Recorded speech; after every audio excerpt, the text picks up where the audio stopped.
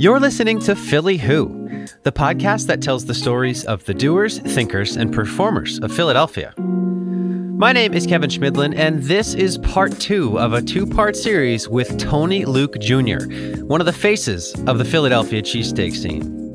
If you haven't heard part 1 yet, go back and listen to that one now. It'll serve to introduce you to where we are going to jump right in, which is the founding of Tony Luke's.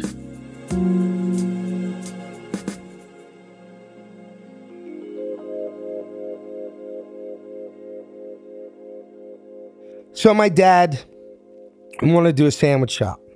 So he drove around and there was an old doggy diner, piece of ground on Oregon Avenue. Now remember, people look at that spot now and they go, oh my God, it's the greatest spot. There was nothing there. When he found that spot, no one would put a business there. There were train tracks coming across. There was the bridge, under 95. There was a Wendy's across the street. There was nothing there. It was industrial. It was for trucks. No one would do it. Right. Now, he had no money, my father. He had sold the business. They gave him a few dollars down. And he went to get the property. But no one knew who owned it. No one. Oh, so he just drove by and said, I want that. And he couldn't find any records of who owned it. According to the records, the owner died. So no one knew or something. Now, I'm not 100%. Yeah, sure. Because I'm not my dad. He lived that. I didn't. So I'm going off memory and it could be skewed. Sure. So, yeah. Well, anyway, he's talking to a friend of his and he's talking about wanting to get that property. And the guy that he's talking to goes, oh, yeah, I know who owns that property. The guy died. His son has it. And he's like, do you know where the son lives? And he's like, yeah. So my father went over with no money. Literally no money. And he said, look, the property's just sitting there. I'd like to buy it. I'd like to give you X amount down and then pay you so much a month. We could write up some kind of a contract. And the kid was like, well, I'm not doing nothing with it. And he got the ground. Wow. Well, now we have to build it. Well, there's no money. Now, let me tell you something. You want me to go in your refrigerator and take out food and make you a dinner? I don't care what you got. I'll find something and put it together. You want me to write you a song? Do it. Want me to serenade you? Do it. You have acting you want me to do? Do it. The only thing I know about tools is what they look like. Most names I don't even know. Yeah.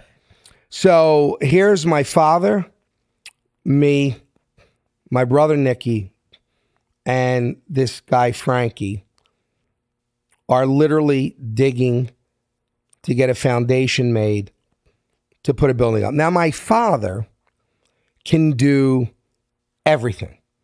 He's an electrician, he's a carpenter, he can do plumbing, he can lay tile, The only thing he can't do is lay a foundation, which he had to get someone to come in and do it. So here we are, 4 people building the building. So when someone says the business was built from the ground up, it was literally built from the ground up. And my father kept running and running and running. And there was no money, so we would build, stop, he would go to work. Whatever he'd do, driving trucks, whatever he had, we'd go to work, save up money, come back, build more. So what were you doing when you guys were building? Like, did you have to told? No, I was staying, just helping where I could at Frankie's or doing whatever I had.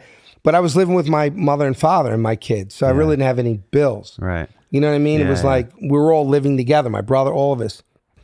And so we built a little, and I remember it was sunny, it was hot, summertime. My father had been going 7 days straight, nonstop, and a lunch truck would pull up, and we would go to eat. And I heard this very faint cry. I heard, Anthony, Anthony, Anthony. I'm like, what is that? And I knew it was coming from the back of the building.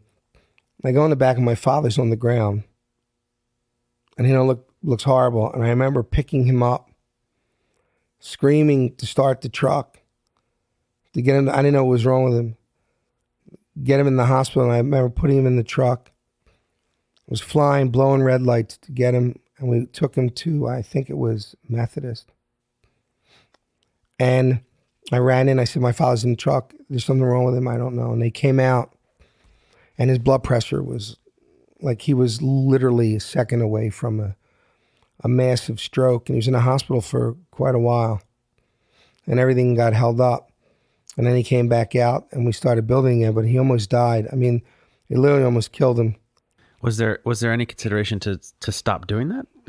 No, because what do we do then? Right. Like, my father never liked working for anyone. He did it when he was younger, and he hated it. He can only be his own boss. So he was not going to go back to work and work for someone. But I remember we finished building it. But one day in particular, he had ordered like a truckload of cement. It was 110 degrees out in August. And if you know anything about cement, once you lay it in that kind of heat, it hardens almost. And I remember him smoothing out everything. I don't know what I'm doing. I never did cement. But I was actually not bad at it because I'm Italian, and I guess laying cement is in our DNA somewhere. I have no idea.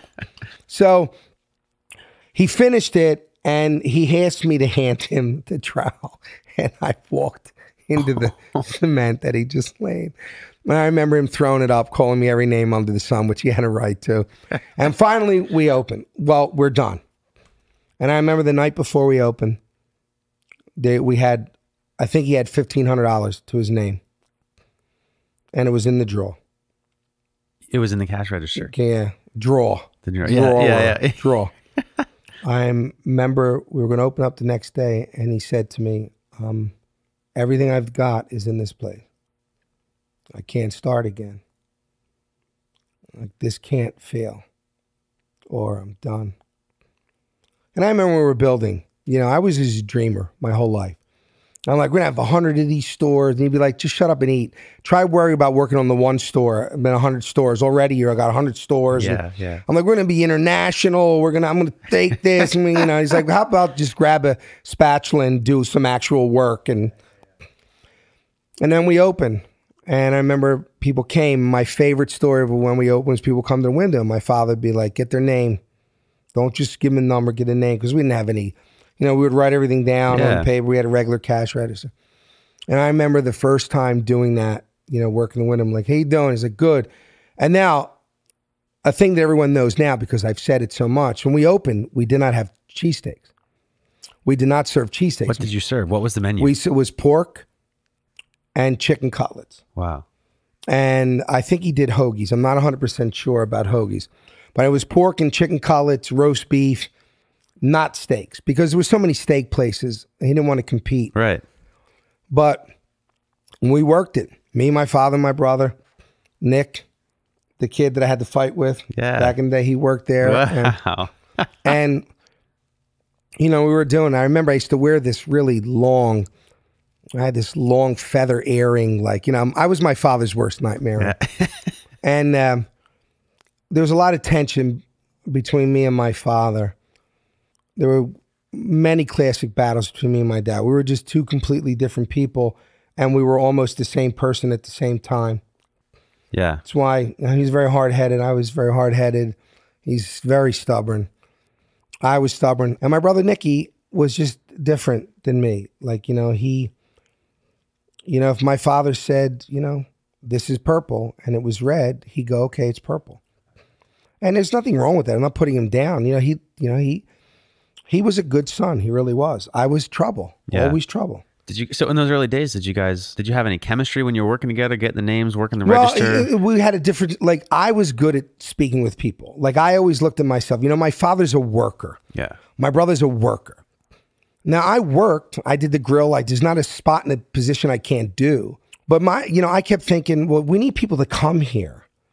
And I was good at speaking with people. Mm-hmm. And I would do these crazy things, and they allowed me to do it. I would go to radio station. I'd bring food. I would hound them. I would do interviews. I'd be like, check over here. People would be driving down the street. I'm like, you come to Tony Luke's? Who's Tony Luke? You got to come. And then everything changed in 1994 because Philly Magazine voted us not only the best cheesesteak in Philly, but the best roast pork sandwich in Philly. So it was two. In the same, wow. And business just doubled, and it opened the door for me to be me. Well, at what point did you start serving cheesesteaks? Like, was there 6 months after high demand? Like, people were saying, was that a conversation? Everybody that came, I'm glad you brought that up. Everybody that came to the window, we didn't serve cheesesteaks, so everybody would come to the window, and we'd be like, we don't want to put. And they go, yeah, we get cheesesteak. We don't serve cheesesteaks. So Rosebud, what do you mean don't serve cheesesteaks? How can you be a store in Philly serving sandwiches? You don't serve cheesesteaks. So we put it on and we cut our own ribeye. And I remember if we were going to do it, we were going to do it right. And we did it thin. We did it a little differently. We cooked it a little slower, a little longer. We made every sandwich to order. And then I remember thinking, we need to start weighing things. And I literally created this scale where we would put the pork in. It was kind of a basket. I had a guy weld it where the juice would go in. It was stainless steel. And then I thought in my head, I'm like, if you're doing 15,000 sandwiches a week and where a sandwich is supposed to be 7 ounces, you're giving 9 and 10. Yeah. I remember going to my father going, I should go home now and like just collect a paycheck till the day I die, because you add 3 ounces times 10,000 per week, there's my salary and some forever and ever. I remember like, yeah, right. And I thought, that's what I'm good at. I can make a steak with anyone. But what I was good at is those kind of things. It's like kind of streamlining things and trying to figure out who our audience was, doing interviews, doing stuff like that. And then I came up with this idea. And do you remember Prism? I went to them and I said, I want to do a commercial. I want to do a food commercial for local cable. What's Prism? It was a cable. Oh, okay. And I walked in and they said, okay, no problem. And they said, okay, here's what we're going to do. And I'm like, yeah, no, we're not going to do that. They're like, well, what do you want to do? I'm like, well, I want to direct it. I don't want you to direct it. They're like, no, you don't direct. We have direct. Yeah, you can have him. Yeah. You'll pay. I'll pay him. He ain't going to do anything. He'll just not. They're like, well, we're going to get a shot of the food. I'm like, yeah, no, we're not going to show any food. And the guy said, what do you mean not going to show any food? We're not going to show any food. We're not going to show any making of the food. We're not going to show the inside. We're not going to do any of those things. Well, what are we doing? We're going to do a jailbreak with 2 convicts, and he's got to break out of prison because he's got to have a Tony Luke steak, and then his son's going to, and literally, they said, we don't want to take your money. I'm like, this is what I want to do. I'll pay the money. And I did Jailbreak, and I knew that the whole concept of me with business was, there's 1,000 cheesesteak places in Philadelphia. Right. And no one in how many decades could ever break the Holy Trinity. There was a Holy Trinity, and that was Pat's, Geno's, and Jim's. That was the Holy Trinity, and no one broke it. I don't care how many steak shops were in the city.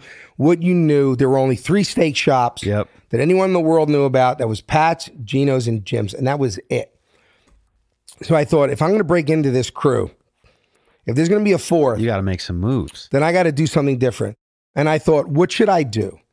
I want people to talk about Tony Luke's when they're not hungry. I want people to talk about Tony Luke's because it's a topic of conversation.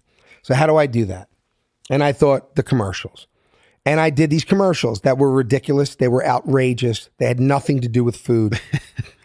And I'm sure there were some people that absolutely loved them. And other people thought, Tony's the biggest jerk, the biggest idiot I've ever seen in my entire life. Why am I watching this stupid crap? But then they would go to work and say, did you see that dump? Who's Tony Luke's? I don't even know what it is. Is it a sandwich? I have no idea. They're on cable and the guy's a moron and he runs around like an idiot. But they were talking about They were talking about me. And subconsciously in my mind, it was like, the more they said the name Tony Luke's, Tony Luke's, Tony Luke's, Tony Luke's, the more they'd be curious about, well, I'm going to go. Because I thought if I get you there, I got you. You'll win. You just got to get them through the door. And my father and my brother never, never, to them, it was just a huge waste of time and energy and money. And that's where the divide started. So then what happened was people were recognizing me more and more. So the commercials were working. And then people would come and be like, oh, there's Tony Luke. There's Tony Luke. There's Tony Luke. I started to do more stuff. Then I started doing interviews. And then more things were happening. And more radio spots were happening. And then we got a call from the Food Network about doing a TV series for them. And I'm like, well, what's the series? And they were like, well, it'll be about food. And they were very vague about it. So I went to my father and my brother and I said, look, Food Network wants to do it. And they were like, well, I'm not doing it. My father's like, my brother's like, I don't go in front of the camera. Like, I'm not doing any of that. I'm like, well, I'm doing it. And you know, we're filming the show, and all of a sudden, out of nowhere, here comes Bobby Flay. And I thought to myself, oh, Bobby, they must have told Bobby I'm doing a pilot for the Food Network. And, you know, he's here to support me. That's what I'm thinking. And he walks over and he goes, hey, Tom. I'm like, Bobby. I'm like, if you watch the show, I'm really surprised. I'm like, Bobby. And he goes, Tony, you ready to do a throwdown? I'm like, throwdown? A what? And he's like, throwdown, me and you, cheesesteaks right now. And I'm like, yeah. Now, I'm stricken with this terror. If I lose a throwdown to Bobby Flay, who's from New York, Yeah. all of the work that I have done in the last 5 years or 6 years, whatever it was, to build the name Tony Luke's, is now completely flushed down the toilet if I lose. Yeah. So we battle. My son Tony was probably one of the best grill guys I've ever seen in my entire life, ever, anywhere. Wow. And he's running steaks, I'm running steaks, and Bobby's trying to keep up. And they showed it a million times. And I beat Bobby. And you have no idea the sigh of relief when I beat him. Because he must have been so... And he said something that was kind of cool. He said, you know, people think it's easy to make a cheesesteak. It's just a grill and some meat and a spatula. You put some cheese on it, you put it in a roll. He said, but doing this throwdown, I realized that there's so much to consider: the temperature, the cut of the meat, how it's used, when you turn it, what kind of roll you use, with the texture of the roll. There's all of these intricacies that go into making a cheesesteak that most people have no clue on. He said, which distinguishes one place from another. Yeah. And I had always said in every interview I ever did, even when we won Best of Philly, they were like, why is your cheesesteak the best in Philadelphia? In every interview I've ever done, I have never claimed to be the best. I always said, Tony Luke's, we do the best that we can. And we hope that most people will like it. But am I better than Pat's? No. Am I better than Gino's? No. I'm different. Just like Pat's is different than Gino's. Yeah. And Gino's different than Pat's and different than Jim's and Steve Prince's Steaks. And I get very annoyed when, you know, someone will say or write, you know, they'll meet me and they go, you know, Tony Luke's is the greatest, you know, but, you know, Pat's and Gino's suck. And I'd go, they don't suck. They don't. If there's no Frank Oliveri, Harry and Pat Oliveri, if there's no Pat's, there's no Tony Luke's. And there's no Gino's, and there's no Jim's, had it not been for that. But that's where the divide, when I did the show, then I did more Food Network shows, and then the popularity of Tony Luke's grew and grew. And then there were lines literally down the block. And, you know, we went to, you know, we had like 15 employees, you know, just in a shift. And we started to bake our own bread, and life was good. Yeah, as this was blowing up, were you... It was good. I was, you know, Philly Magazine once, twice, Philadelphia Magazine Hall of Fame. And then we won GQ's Golden Dish Award for the best roast pork in the world. Not in the world. They went to Spain, they went to Italy. We won best roast pork in the world. And people were coming from everywhere. And I met all these people. And then what happened was my face became the face of Tony Luke's. Now, the three of us started it. The three of us worked it, my father, my brother, and myself. But they didn't really want the limelight. He never did. You know, my brother's like, I don't want to be on camera. I don't want to do it. So I did it. And that was where I was comfortable. I will put myself up in marketing against anyone you will bring to me. I literally had one guy say to me, you are literally the P.T. Barnum of this era. Like, yeah. And, you know, to think about, to take a sandwich shop in an out-of-way place that no one would go to at that time, to literally being an international name and becoming a brand. And when I do speak to people in business, I say to them, if you got a restaurant or whatever it is, and it's really well and it's very famous, you have to make a call. You have to either be that famous restaurant or a brand, but it's very difficult to be both. Because, can you explain that? Yeah. Well, because when you have a restaurant, you're there, you're in control. If you have two restaurants, maybe another family member, but you can jump back and forth. 3 restaurants, control gets a little bit harder. When you start getting into 20 and 30 places, the quality is a job. Like, it becomes a job to keep the quality up because you're not at every place. Yeah. And I wanted to franchise. Like I wanted to have 1,000 stores. And then that's where my father and my brother did not. And I remember going to my father and saying, look, let me run with it. I'll start a new company. You guys will get a percentage of it. And we'll open up all these stores. And we'll have our store, which is the Front Street store, which is the original store. And then I will do all the legwork. I will go get the investors. I will do all that stuff. And I will build a brand and we'll share in that brand. Yeah. And he said, okay. Yeah, it was fun because, I was getting, and then I met Ray Rostelli. And then my whole world changed meeting Ray. And we talked and I shook his hand and he said, I'll invest in the company. And on a handshake, we got started. Wow.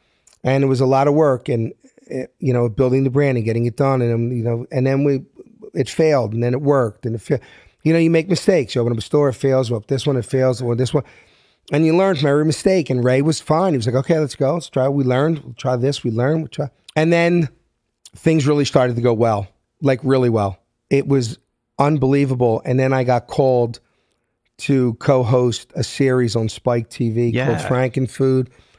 And I remember, there's my picture and Josh right next to the Lion King in Times Square, and I toured with Daryl Hall. And there's my name playing the Beacon Theater on Broadway. Wow. And when you see that, you see your name there, you see your face. What's going through your head? Well, with the Times Square thing, it was good and it was bad. It led to another life of Tony Luke Jr. Yeah. And it was a very self-centered, egotistical, you make the mistake of believing what people write about you. You're on a billboard in Times Square. You're on a national TV show. And humility takes kind of a back seat. And people, I got flown everywhere first class and driven everywhere first class. I had people that did makeup. I had people that did my wardrobe. And you get caught up in this unreal life. Because it is unreal. It's not real. And you start losing sight of the things that are really important in life. Everywhere I went, people would come. And I remember being at the store and I was upstairs with my dad. And I can see it from his perspective now. See, the problem was I never had a real relationship with my father. And he never was proud of me. Like, never. Because I didn't work with my hands. Right. And it sounds like he wouldn't really understand or just doesn't buy into. No, he was not a stupid, very intelligent man, my dad, really. But he didn't understand, like, he thought all of that was crap. Like, right, it didn't respect it as much as working with your hands. Right. So what I did was, like, he couldn't fathom how I could be making this kind of money to go on a TV show, to be funny with food. Like, you make money with your hands. You're a plumber. You make stuff. What do you do? That's not work. That's playtime. And you're making money. And I remember I was up in his office and one of the employees came up and said, there's a bunch of people downstairs that want to take a picture with Tony. What do you want me to tell them? And I said, I'll be right down. And he looked at me and he said, I don't get it. And I'm like, you don't get what? And he was like, what have you ever done in your life that someone should want to take a picture with you? And then I realized there was a really bad disconnect. And look, let me tell you something. I blame myself for the disconnect because I worshiped my father. And I guess all children want their parents' approval. And my dad was, as much as we fought, he was the man I looked up to. He was the one I wanted to make proud. And I knew that I couldn't. But then what I tried to do to overcompensate, which I believe drove my father and my brother further away from me, was in this urgency of making my father proud of me and this desperation. I would try to say, look what I've done. Like, hey, Dad, I just did a movie with Dennis Hopper and Giovanni Ribisi. You know what I mean? I just, all of his friends would be like, your son's in they just saw him in a movie. I'd be like, yeah. What I didn't, again, I can't speak for my dad. But I think what I wind up doing was, in my desperation for his approval, it came off braggadocious and cocky. So when you were saying, hey, Dad, look what I've done, it felt like you were hey, saying, hey, look at this. And look, you did, you know what I mean? Yeah, look what I did. Right. I remember an incident where, they wanted to take a picture, and I guess my brother showed him to my father, and they were like, no, Tony Luke. Like, I want to take a picture with him. My brother was like, that is Tony Luke. He's like, no, the guy on TV. And I know that bothered him. There started to build, I guess, an inner resentment. Yeah. And I remember being at my brother's, and there'd be comments like, well, how come you're on TV and your brother's not? I didn't think much of it then, because my brother didn't want to do it. Right. Like, he didn't want to be on TV. Right. That wasn't what he wanted to do. But I think as the business got bigger and bigger, the divide between us got bigger. But I didn't know that. Like, I kind of was oblivious to it. But it was getting bigger and bigger, and my father was getting more and more distant. And then everything they felt came out. And it was... Was it a surprise? To me, it shouldn't have been, but it was. And, to know how they really felt. You never see your part in it.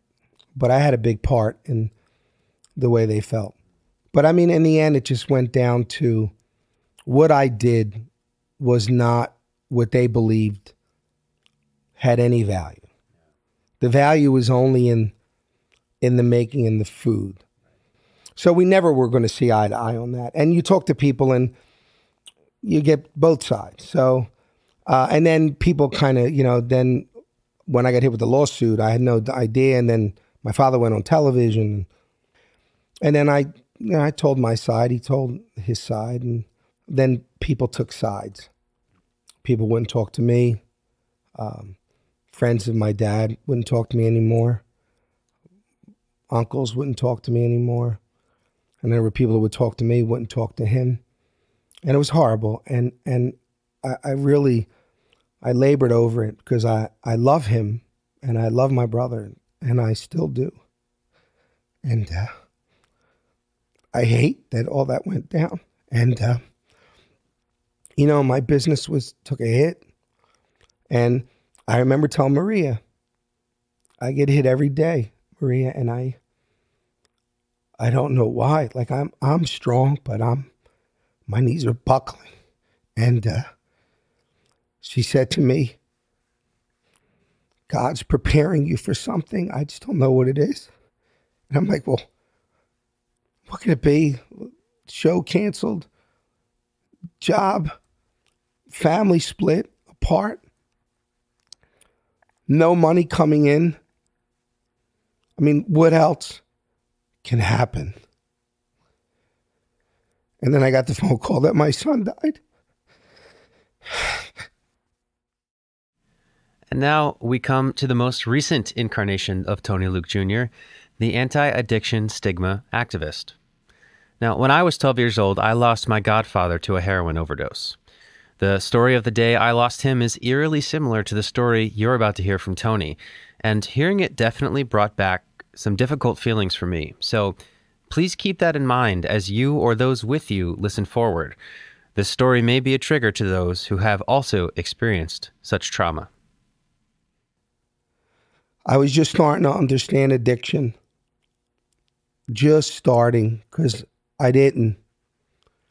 I had a drug problem as a kid, but it was a drug problem. Yeah. And I thought, well, I stopped. One day I did all kinds of drugs. I had mixed PCP and Quaaludes and cocaine, crystal meth, Jack Daniels. I did a Dizoxin. I didn't overdose where they had to bring me back, but I got rushed to the hospital. My father actually took me to the hospital. And, you know, he was furious. I was young at the time. Yeah. Do you remember around where you're a teenager? Yeah, I was a teenager. And, you know, the doctor told my father I smoked marijuana for the first time, and I kind of freaked out. My father really didn't believe it, but he really didn't have a choice because he would have killed me. I remember saying to him, if you hit me now, I'll die. And I stopped. Just like that? Yeah, because I had a drug problem. Right. And I didn't learn later on, which is when I speak now. I try to explain to people that someone with a drug problem and someone suffering from addiction are two completely different people, that are not the same people. Tony had very low self-esteem, suffered from depression a lot, which is why he suffered from addiction. He went into rehab. First time I forced him in, the second time he wanted to go. He fell, Percocets, OxyContin, but not heroin. Because to be honest, he always worked. He could afford to go on the street and buy OxyContin. And, you know, he's not someone that's not doing an OxyContin a day. It's someone doing, you know, 12 OxyContin a day, 15 OxyContin a day at $35 a pill. So he's losing his house.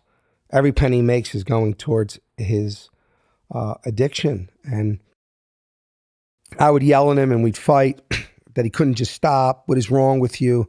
Because I didn't know anything about addiction. I didn't. And before he died, I got to know it. And he came to me and he said, what do I do, Dad?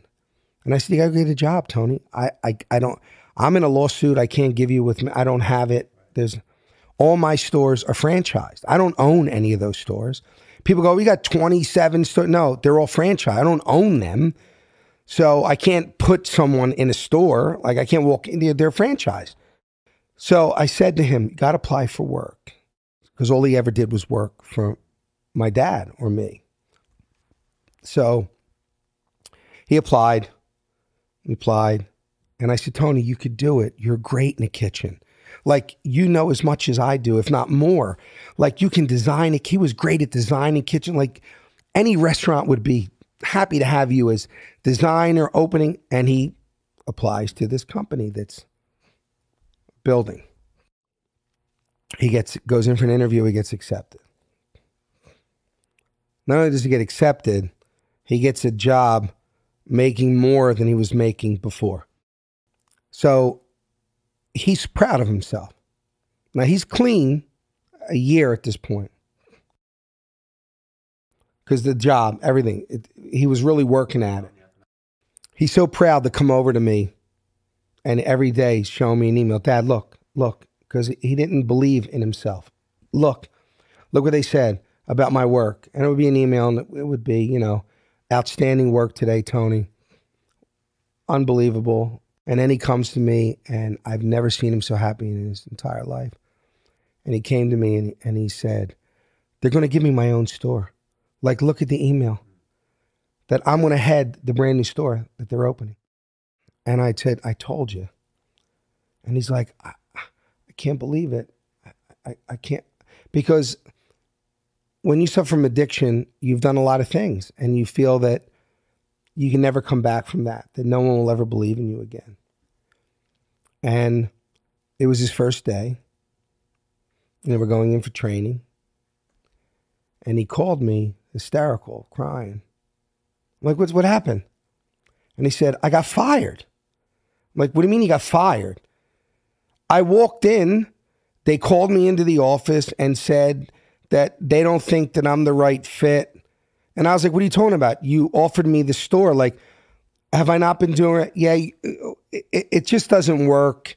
We're sorry. We don't really think you can get what we need at this time. And we got to let you go. And when I tell you, it literally was the nail in his coffin.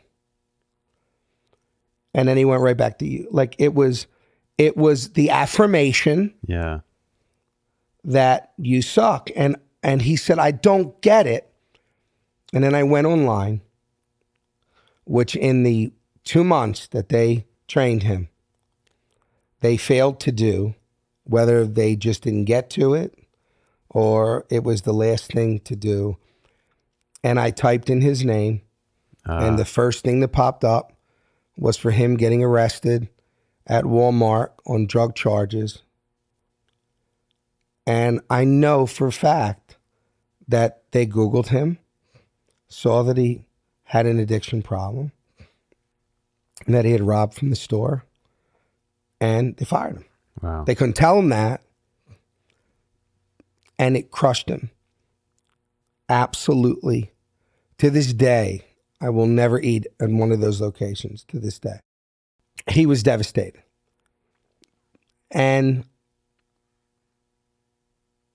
he slipped back, and I found a way to acquire the store that we have now, the one that the only one that the brand owns, which is in Sicklerville, New Jersey. Oh. That's the store I'm at every day. He said, I've really been humbled, Dad. I said, Tony, it's going to take time for people to, but we got this, Dad. I got you. And he had no health insurance. He had been in a car accident the year prior, and he got hurt pretty bad. And he couldn't take pain meds. He was on like a muscle relaxer, and he was on antidepressants because he was dealing with depression, but now he had no health insurance. So, and I remember he was in so much pain as he was working. I said to him, Tony, if I got to sell a kidney, I'm getting you health insurance. Like at this point, I'm broke. I'm literally, I mean, I'm not destitute, but I mean, I have not, my legal bills are astronomical. I can't keep anything. I'm trying to rebuild what was, you know, the lawsuit damaged a lot of stuff on both sides. And so I said to him, whatever I'm going to do, I'm going to do it. This is a Sunday. He's mopping the floor, and I can hear him moaning. And I look at it, I said, Tony, leave it. I'll finish it. No, Dad, I got it. No. Leave it. Go home. I hugged him and I kissed him. And we were closed on Monday. We opened again on Tuesday. And then Monday morning came. I got up early, and it was Citizens Bank Park. I had to be there, take pictures, because we're open at the ballpark again. So I had to come and hand out sandwiches, you know, and then do the PR stuff. The PR stuff. And it was 8 o'clock in the morning. I said, you know, I'm going to give him a call.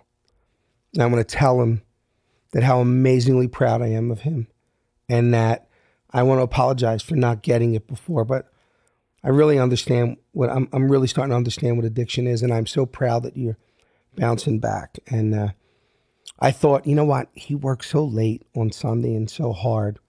I'll let him sleep. I'll call him later. And then the day, and I got to be at the ballpark. So I take an Uber to Citizens Bank Park because I don't want to deal with the parking.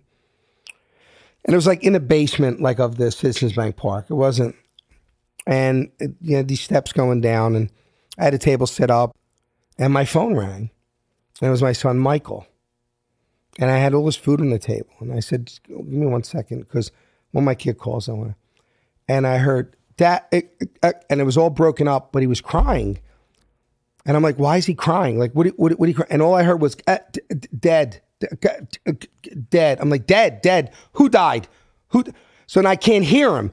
So I run up the steps to go outside. And as I get almost to the top of the steps, my phone falls, and I'm watching it slam down every step. And I'm thinking, I broke the phone, and I ran down. I grabbed the phone, like, Michael, and I hear it, you know, and I'm like, oh, stop. And I remember literally busting out the doors and went, Michael, it's Dad. He goes, Michael, who died? What happened? And he said to me, Stacy called. Tony's dead. And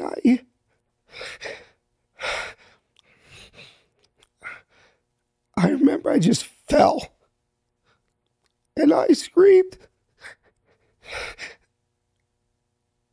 He must have been in so much pain. I didn't have any money. And I had no health insurance. So he went and picked up a bag of heroin, and he overdosed. It was unimaginable to me that would be part of my life. And then that was the incarnation of another life. A different Tony. And Is that the Tony I'm talking to? yeah. I took 2 weeks off. I went back to the store. Wasn't long after that, which I didn't realize some people take a year. Like I was going to say, I went that's right, it. yeah.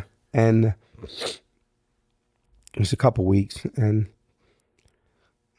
I was sitting at a table, and an elderly gentleman came in.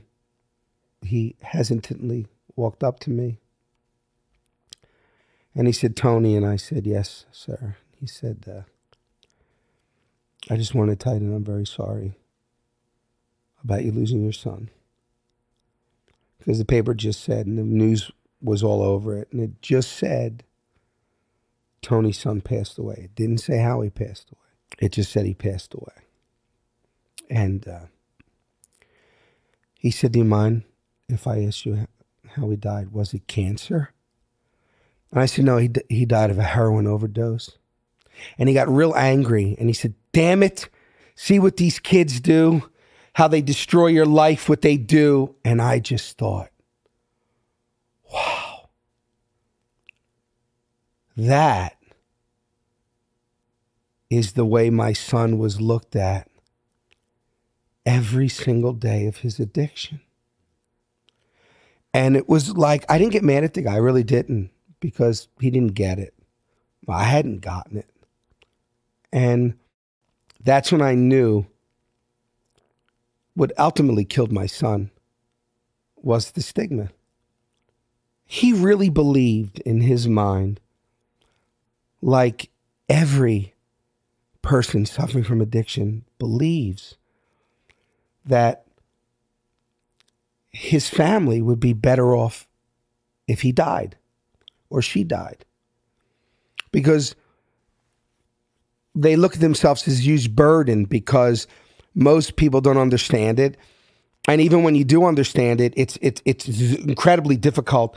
You know, it's one thing to be suffering from addiction. It's another thing to be a family that has someone suffering from addiction, because you have no control. You know, you are completely helpless to watch someone that you love more than life itself just slowly kill themselves and slowly just wither away into someone you don't even recognize.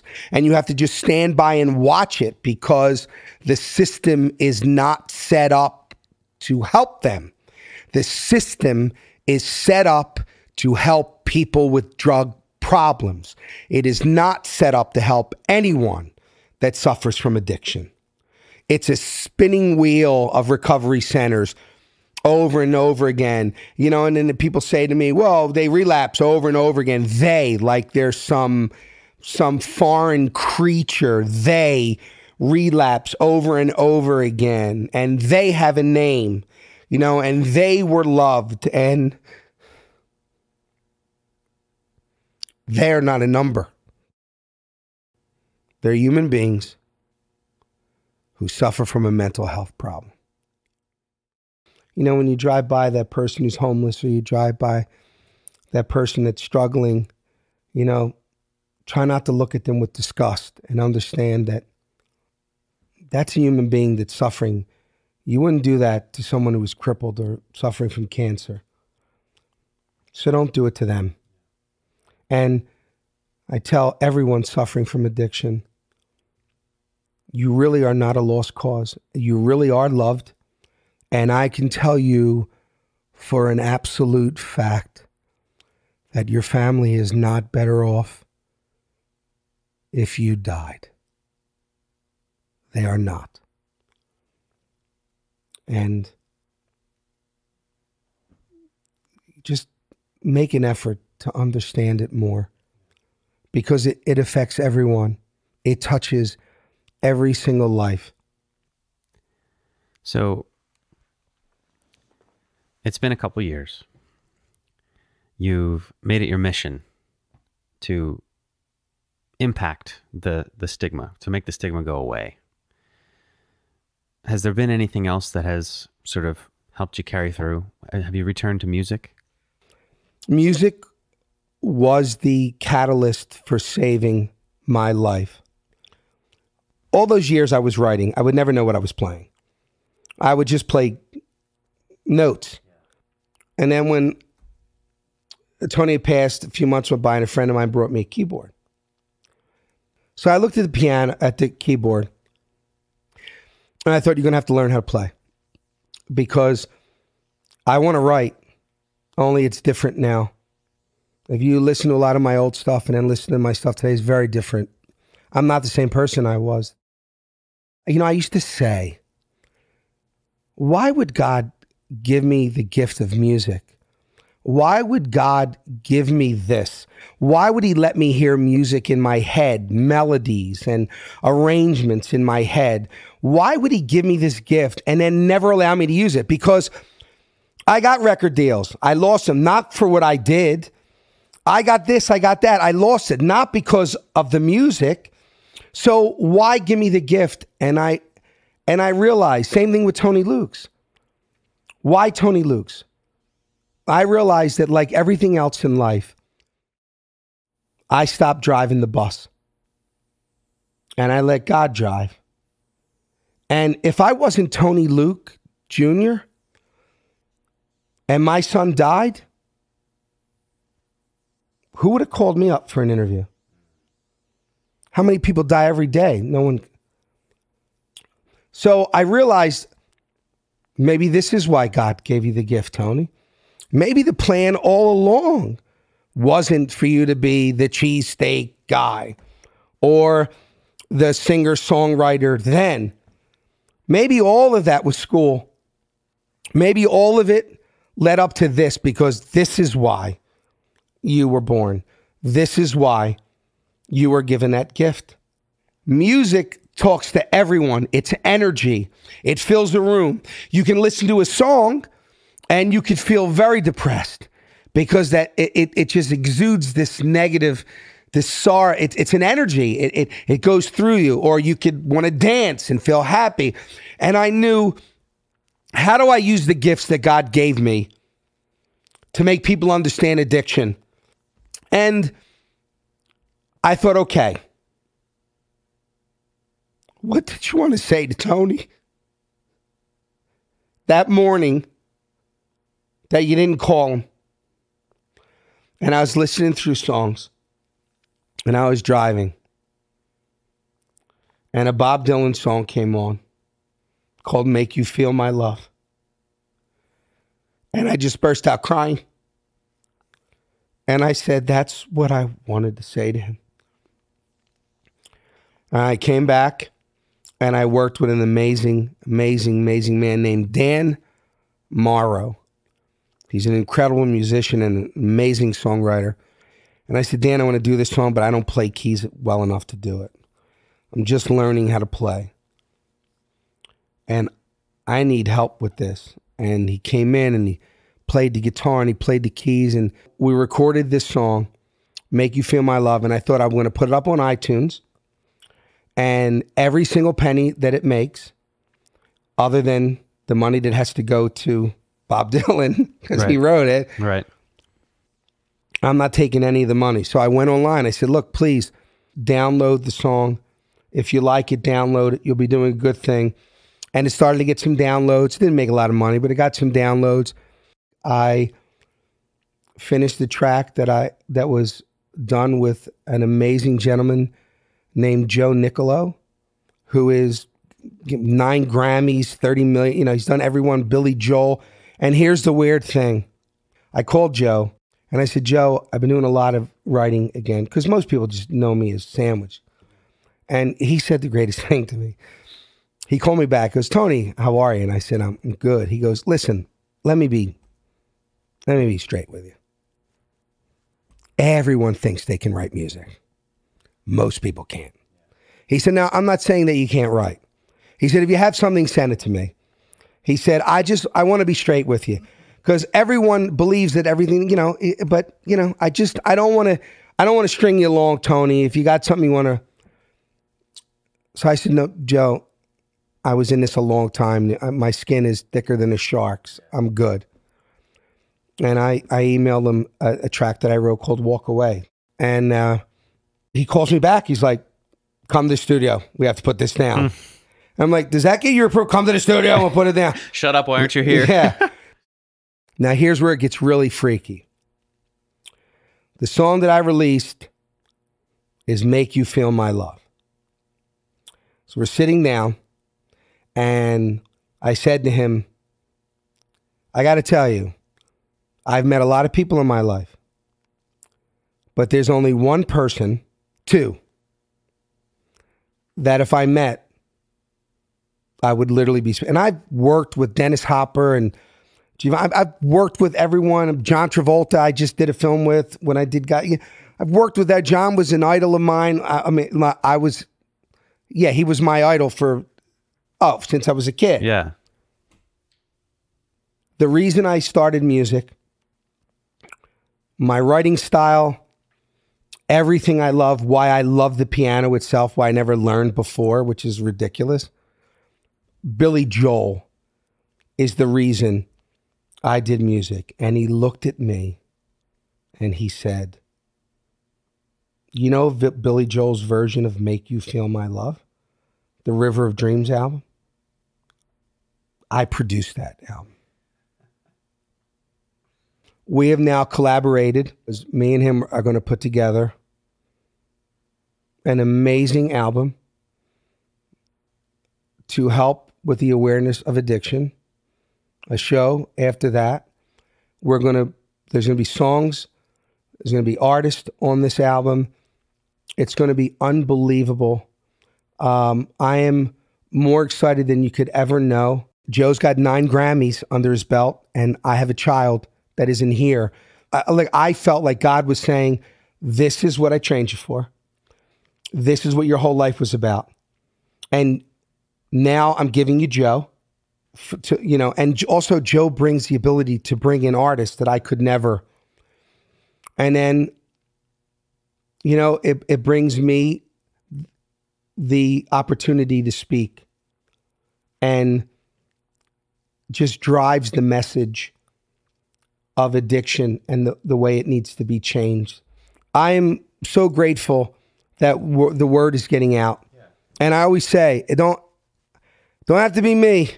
Please go out there. If anything I said resonates with anyone, go out there. Every voice is important. Everything that you do is important. I told you, I get up and I speak to people. The heroes are the people that are on the streets every day. The heroes are those people that are out there on their own time, giving AIDS tests and doing everything they could and bring people in and bringing them into their homes and getting them into recovery centers and making life. That's the hero. And it's sad. It saddens me that they don't know, the world doesn't know their name, because that's who's making a difference. They're not getting paid, and they're out there every day because they were in it, and they're giving back, and they're making a difference. And I can never say enough about all the people, the men and women, kids and families that every day make a difference to make someone's life better, because you are truly the richest person in the world. And that's not me just being cliche.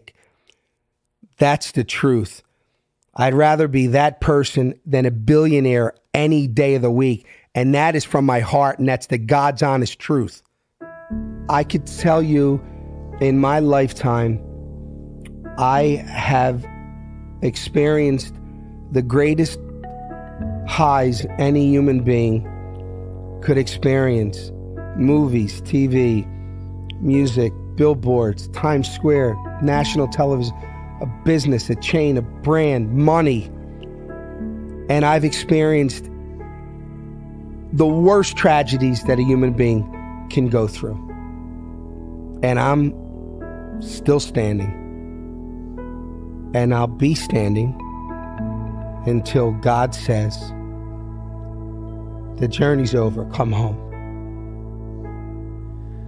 For more on Tony Luke Jr. and his mission, you can check out the show notes or head to podphillywho.com/Tony.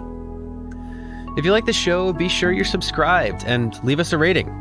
You can also follow along on Twitter and Instagram at PodPhillyWho. Philly Who is a Q9 production. This episode was produced, edited, and hosted by me, Kevin Schmidlin, with associate production by Angela Gervasi and Bryce LaBelle, music by Lee Rosevere, artwork by Lauren Carhart, and a very special thanks to Bob Moore. For Philly Who, my name is Kevin Schmidlin. Till next time.